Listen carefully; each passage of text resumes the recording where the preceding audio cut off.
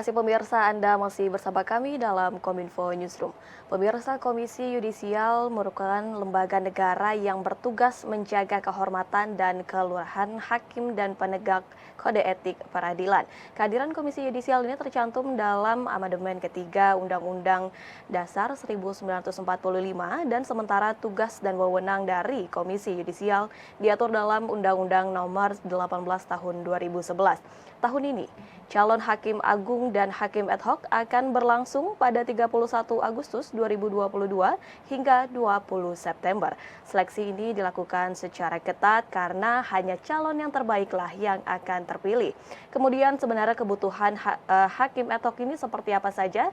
Kita akan membahasnya hari ini bersama dengan Bapak Untung Mahagunadi selaku Kepala Biro Rekrutmen, Advokasi dan Peningkatan Kapasitas Hakim Komisi Yudisial Republik Indonesia. Kita sapa terlebih dahulu. Assalamualaikum, selamat malam Pak Untung. Selamat malam, Mbak. Ya, Pak Untung, mengenai seleksi calon Hakim Agung dan Hakim Ad Hoc, mungkin banyak dari masyarakat yang belum mengetahui sebenarnya kebutuhan dari Hakim Agung dan Hakim Ad Hoc ini seperti apa, dan nampaknya ini juga berubah-berubah menyesuaikan kebutuhan. Kemudian kebutuhan yang diperlukan bagi seorang Hakim Agung dan Hakim Ad Hoc ini seperti apa, Pak Untung? Ya, terima kasih, Mbak. Jadi, kebutuhan Hakim Agung dan Hakim Ad Hoc di Mahkamah Agung itu didasarkan pada pemberitahuan dari Mahkamah Agung berupa surat perihal kekosongan Hakim Agung dan Hakim Ad Hoc di Mahkamah Agung. Jadi, atas dasar surat itu juga Mahkamah Agung menyelenggarakan seleksi calon Hakim Agung dan Ad Hoc di Mahkamah Agung. Demikian, Mbak. Baik, dengan demikian ini ketentuan dan kebutuhan ini merupakan dari Mahkamah Agung begitu ya Pak, kemudian dikirimkan kepada Komisi Yudisial begitu? Betul. Adakah ketentuan apa ketentuan yang dikirimkan dari Mahkamah Agung kepada Komisi Yudisial, Pak? Seperti apa saja? Ya, untuk menjadi calon Hakim Agung diantaranya harus berusia 45 tahun, Mbak. Di samping itu, seorang hakim dari jalur karir harus memiliki 20 tahun pengalaman menjadi hakim, termasuk menjadi hakim tinggi, pendidikan S2 berdasarkan sarjana hukum atau sarjana lain di bidang hukum. Sementara untuk jalur Hakim Agung dari non-karir disyaratkan memiliki pengalaman di bidang hukum 20 tahun juga. Memiliki pendidikan S3 yang linear dengan S2 lainnya, dengan S2. Jadi maksud saya gini, memiliki minimal pendidikan S3, S hukum, sarjana hukum, S3, linear dengan S2-nya, dengan S2-nya, dengan S1-nya. Atau memiliki bidang hukum lainnya juga. Lain halnya dengan Hakim Ad Hoc yang di Mahkamah Agung. Ad Hoc nih, Bu, ya sekarang. Tahun ini KY membuka seleksi seleksi Hakim Ad Hoc di Mahkamah Agung yang dibesarkan antara lain calon berusia minimal 50 tahun, berijazah S1 di bidang hukum atau sarjana lain yang memiliki keahlian di bidang hukum, juga memiliki pengetahuan dan kepedulian di bidang hak asasi manusia. Baik, sehingga untuk Hakim Agung ini terdapat dua kategori, yakni bisa dari yang berlatar belakang pendidikan hukum dan juga yang di luar pendidikan hukum begitu ya Pak. Kemudian untuk Ad Hoc ini minimal berusia 55 tahun dan harus berlatar belakang pendidikan hukum begitu ya Pak Untung? Iya, Bu. Ya, kemudian berarti dengan demikian Fakultas Hukum ini mencetak calon-calon Hakim Agung begitu, mengatasi berbagai implikasi di kemudian hari dalam pemilihan calon Hakim Agung dan Hakim Ad Hoc ini. Bagaimana kemudian Komisi Yudisial ini melakukan pembinaan kepada calon mahasiswa, kepada mahasiswa di Fakultas Hukum yang ada saat ini, Pak? Ya, terima kasih, Mbak. Para calon Hakim Agung dan Ad Hoc di Mahkamah Agung direkrut dari kalangan profesional ya. Selama ini yang dilakukan KY untuk mendorong hal tersebut adalah dengan melakukan sosialisasi, bekerja sama dengan Fakultas Hukum perguruan tinggi yang ada di Indonesia, agar para alumni Fakultas Hukum yang memenuhi persyaratan dan sudah memiliki pengalaman yang cukup dapat turut serta dalam proses seleksi ini. Demikian. Baik, dari awal kita berbicara mengenai berpengalaman di bidang hukum tertentu. Bagaimana cara memulai pengalaman tersebut dari awal hingga dapat mendaftarkan diri sebagai calon hakim agung ataupun hakim ad hoc ini, Pak? Selama 17 tahun saya berkiprah dan menjalankan tugas mengusulkan calon hakim agung dan ad hoc ke DPR untuk mendapat persetujuan. Calon-calon yang mendaftar cukup bervariasi, Mbak. Baik dari segi kredibilitas, kapasitas, kapabilitas, dan integritas.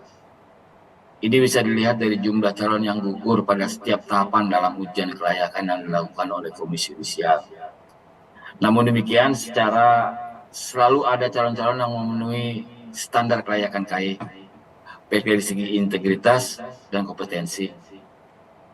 Dalam memilih calon, KAI tidak semata-mata hanya memenuhi kuota calon hakim agung dan ad hoc yang dibutuhkan.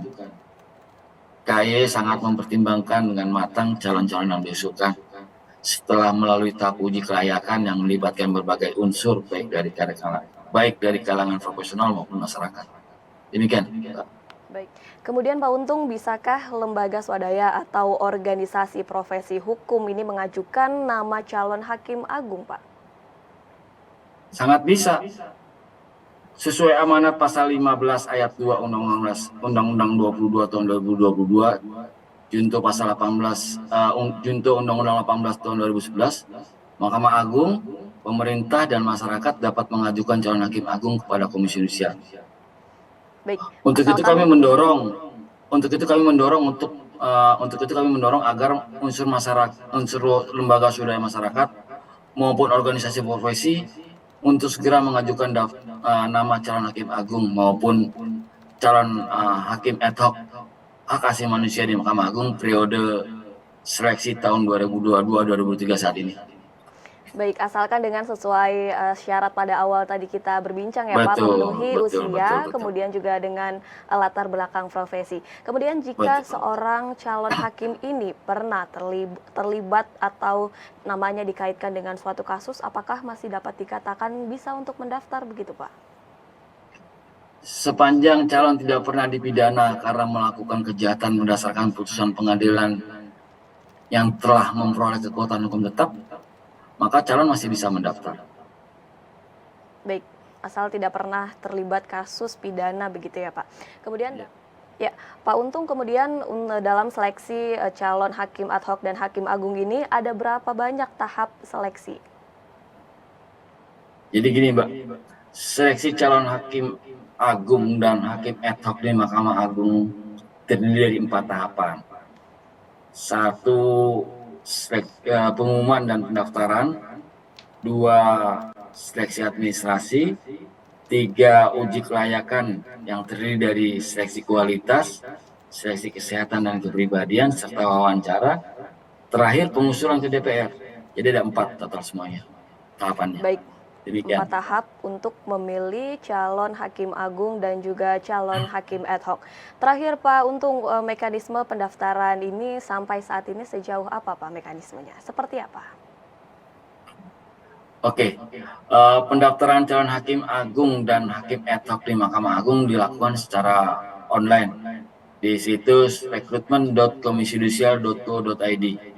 Bagi calon yang ingin mengajukan pertanyaan terkait proses pendaftaran dan seleksi dapat memanfaatkan fasilitas chat online yang terdapat dalam situs tersebut.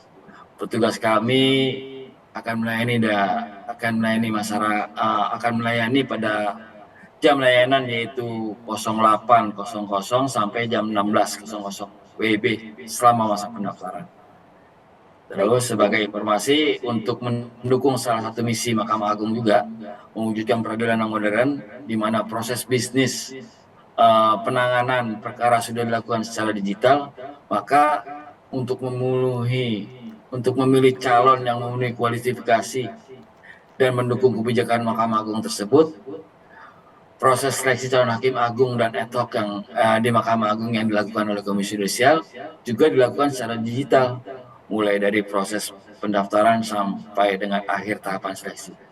hampir seluruhnya dilakukan secara online melalui situs rekrutmen.komisiJudisial.co.id untuk pendaftaran dan exam.komisiJudisial.co.id untuk tes. Oleh karena itu, perlu dipersiapkan juga oleh para calon untuk membiasakan diri dengan penggunaan teknologi. Demikian, Pak. Baik, dengan hal ini Komisi Yudisial turut mempermudah cara untuk mendaftarkan diri sebagai calon hakim agung maupun dengan calon hakim ad hoc begitu ya Pak, dapat melalui situs yang tertera yang disediakan oleh Komisi Yudisial. Terima kasih banyak Pak Untung Mahagunadi selaku Kepala Biro Rekrutmen, Advokasi dan Peningkatan Kapasitas Hakim Komisi Yudisial Republik Indonesia yang telah bergabung dalam hari ini dalam dialog dengan tema membedah seleksi ketat calon hakim agung dan calon hakim ad hoc di Mahkamah Agung. Terima kasih banyak Pak Untung, salam sehat selalu. Terima kasih, Mbak. Salam selalu. Ya pemirsa, kami akan kembali dengan informasi lainnya. Tetaplah bersama kami dalam Kominfo Newsroom.